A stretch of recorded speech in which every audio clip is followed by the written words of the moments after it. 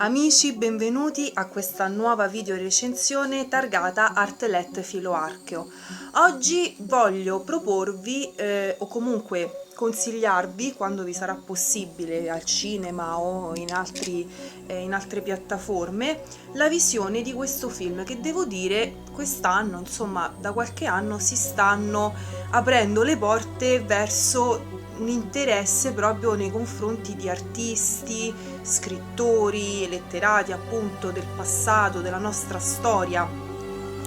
d'Italia in qualche modo, per cui questa cosa mi fa molto piacere e spero che ci sarà sempre di più uno sviluppo di queste nuove produzioni cinematografiche in qualche modo, che richiamano personalità e personaggi di questo spessore e sono rimasta quindi particolarmente stupita proprio dal film L'ombra di Caravaggio del 2022, diretto da Michele Placido. È un film che mi ha suscitato interesse e stupore. Io non sono una grande conoscitrice di Caravaggio, se non attraverso gli studi da me condotti all'università e avendo avuto anche una docente che insomma era una grande studiosa del Merisi, per cui diciamo che qualcosa in più l'ho conosciuto proprio grazie all'università, però prima di quello in effetti si studiava al liceo qualche quadro, qualche sua opera, e si considerava Caravaggio un pittore un po' particolare, un po' fuori dagli schemi, diciamo così. E in effetti Michele Placido lo vuole rappresentare in questo film proprio in questo modo, come una sorta di combattente del popolo. E in effetti dalle opere di Caravaggio può uscire fuori una sorta di interpretazione, ecco, come artista in difesa del popolo, quello che di fatto lui poi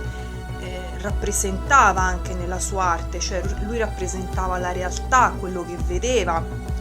e soprattutto prendendo personaggi della strada elevandoli in qualche modo a figure imponenti e importanti, ecco, anche soprattutto della religione in generale cristiana. Quindi è un personaggio che è difficile anche da interpretare, e devo dire che in Riccardo Scamarcio, che è l'attore diciamo principale, il protagonista principale, perché è lui che interpreta Caravaggio, devo dire che sono rimasta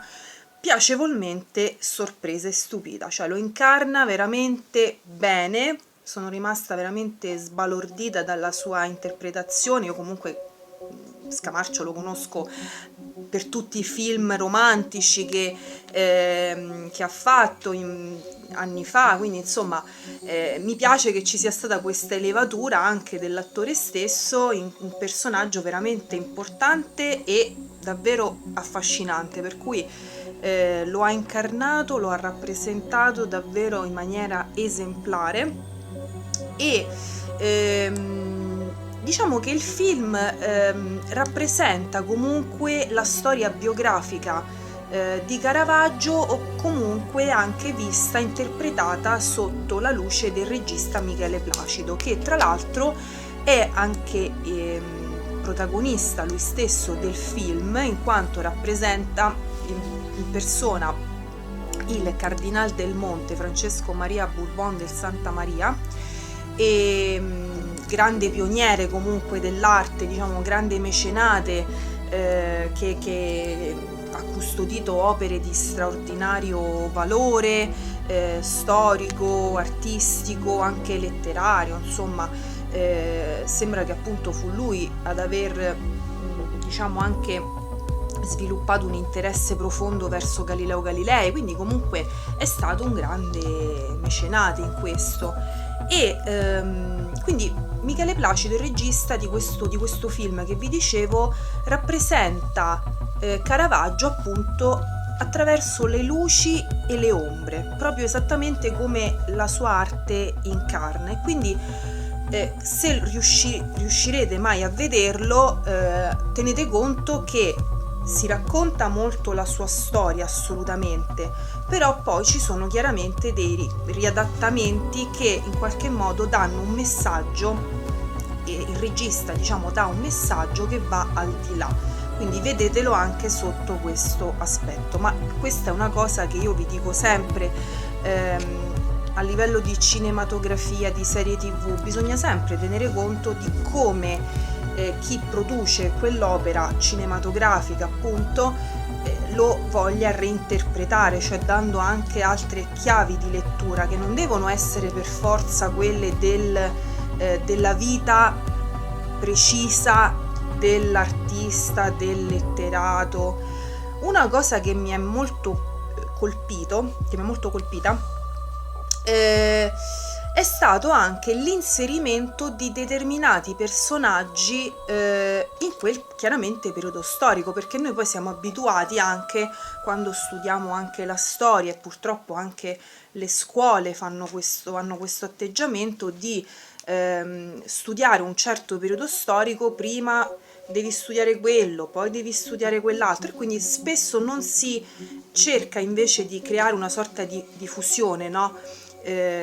Studiamo prima i greci, poi i romani, però magari non ci rendiamo conto che hanno convissuto insieme, quindi spesso anche a livello storiografico proprio è difficile dare una periodizzazione. Studiamo prima quel personaggio, poi studiamo quello, e invece bisognerebbe creare finalmente una sorta di fusion in tutti i sensi. E mi è piaciuto quindi che in questo film sia stato inserito questo incontro, perché non è sicuro in effetti se si siano mai incontrati, del Caravaggio con Giordano Bruno. Quindi questa cosa mi ha molto incuriosita. Io vi dico, non sono una conoscitrice eccelsa di Caravaggio, però ho condotto delle ricerche a seguito di questo film e ho trovato un articolo che poi se vi siete curiosi e interessati, vi rilascio anche come link sotto al video, curato da Anna Maria Pansera, o Pansera, insomma adesso non lo so, del 91, Caravaggio e Giordano Bruno, un'ipotesi interpretativa. Ecco, quindi vi dico, questo film alla fine cerca di definire anche a livello cronologico, di inserire un po' tutti i personaggi dell'epoca e di dare anche una chiave di lettura importante. Quindi anche questo incontro, se mai c'è stato, se non c'è stato, però è stato bello, piacevole anche il fatto che venissero rappresentate, diciamo, le opere sue più celebri del Merisi attraverso situazioni di vita non facili, di una Roma comunque sconvolta da tanti eventi, ma soprattutto quello della povertà in particolar modo, e quindi l'idea, diciamo, di fondo del Merisi di rappresentare alcune sue più celebri opere prendendo spunto proprio da delle disgrazie, da delle morti. Quindi questo sicuramente è quello che più di tutto emerge all'interno del film, quindi questo gioco di luci e ombre, esattamente come troviamo appunto nelle opere di Caravaggio. E in questo ambito in questo contesto mi piacerebbe anche leggervi qualcosa in più, proprio preso da questo volume, che tra l'altro sicuramente avete avuto modo di leggere, o comunque se seguite il mio canale lo troverete anche una piccola descrizione nella rubrica Viaggio tra gli scaffali, nati sotto Saturno, in cui appunto viene citato proprio il nostro Caravaggio, definito proprio un artista bohemien. Viene definito un artista bohemien e c'è un confronto che Whitcover fa anche con Cellini, sottolineando proprio che cosa? Il fatto che spesso di questi artisti noi tendiamo a ricordare chiaramente le opere, e purtroppo, diciamo, la stragrande maggioranza dei casi tendiamo anche a ricordare di queste persone ciò che hanno fatto in vita, comunque le situazioni più negative, più nevralgiche che ci sono state nella loro vita, comunque si ricordano all'interno delle loro opere, ed è quello che emerge appunto proprio all'interno dello stesso film di Michele Placido, quindi questo continuo accanimento nei confronti di un artista che comunque era considerato importante anche nella sua epoca, ma che purtroppo non ha ricevuto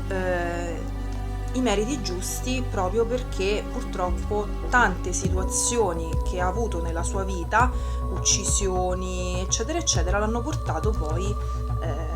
a essere considerato appunto un artista un po' fuori dal comune rispetto a tanti altri. E infatti Whitcover dice: proclamare il Caravaggio un artista eccezionalmente violento e privo di inibizioni è altrettanto arbitrario che dichiarare paranoico il Cellini, quindi il confronto che fa anche con Benvenuto Cellini, proprio perché anche lui insomma ha avuto diversi problemi con la legge, è stato anche in prigione, quindi l'uno e l'altro sono degni di nota in virtù della qualità delle loro opere e non in virtù delle loro malefatte. Quindi questo secondo me è un punto che dobbiamo tenere in considerazione, che anche nel film emerge. Quindi noi non ricordiamo un artista per le sue malefatte, un letterato, uno scrittore, ma lo ricordiamo soprattutto per quello che ha fatto, quello che ci ha lasciato e che oggi appunto ci porta un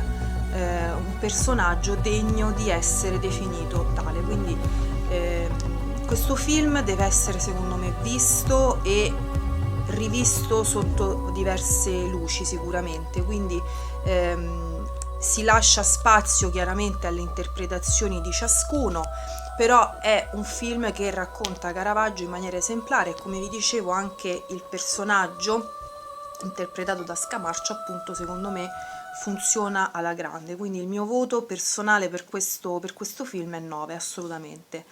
e spero che riuscirete a vederlo, e qualora lo abbiate visto, insomma non avrete modo di vederlo in futuro, fatemi sapere invece voi che cosa ne pensate, perché mi piace comunque avere anche un confronto e un parere con tutti voi.